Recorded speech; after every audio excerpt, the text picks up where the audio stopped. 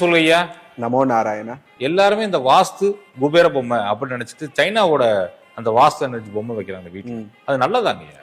ஐயா, நான் என்னோட வாழ்க்கையில யார் வீட்டுக்கெல்லாம் நான் போகிறேனோ, இல்லைன்னா எந்த நிறுவனத்துக்கெல்லாம் நான் போகிறேனோ, முதல்ல நான் அந்த புத்தர் சிலையை நான் பார்த்துட்டாலே, அதாவது குபேர புத்தரை பார்த்துட்டாலே அதை எடுத்து அப்படியே நீர்நிலையில விட்டுருங்கன்னு நான் சொல்லிடுவேன்.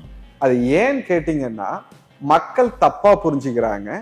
இந்தியாவுடைய குபேரர் என்பது வெள்ளை யானையில அவர் மேல வலம் வருவாருங்க. அவரை தான் நம்ம குபேரரா நம்மளுடைய இந்திய பாரம்பரியத்துல நம்மளுடைய முன்னோர்கள் வைத்து வழிபட்டது.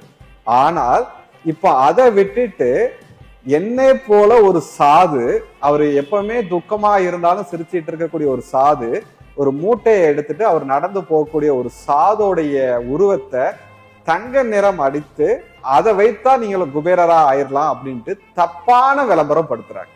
ஒரு சாது, அதுவும் துக்கத்துல இருக்கும் போது சிரிச்சிட்டு இருக்க ஒரு சாது, நீங்க உங்க வாழ்க்கையில கஷ்டத்துல இருப்பீங்க, உங்க முன்னாடி உட்கார்ந்து சிரிச்சிட்டு இருப்பார்.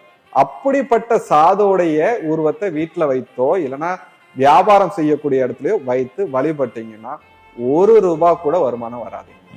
அத சில பேர் மாலை போட்டுலாம் பண்றாங்க, மாலை போட்டுறாங்க. ஏதாவது ஒரு ஆபீஸ்ல ஃப்ரெண்ட்ல பாத்தீங்கன்னா 2 அடி 3 அடி வாங்கி வச்சிருப்பாங்க. நான் எடுத்த உடனடியா அதை அப்படியே எடுத்து நீர்நிலையில விட்டுருங்கன்னு சொல்லிடுவேன். ஏன்னா இவரு உங்களுடைய கஷ்டத்திலையும் சிரிச்சிட்டு இருப்பாரு. ஏன்னா சாது, சன்னியாசியை வச்சு நீங்க வழிபடும் போது என்ன உங்களுக்கு பொருளாதாரத்துல பெரிய முன்னேற்றம் ஏற்படும்.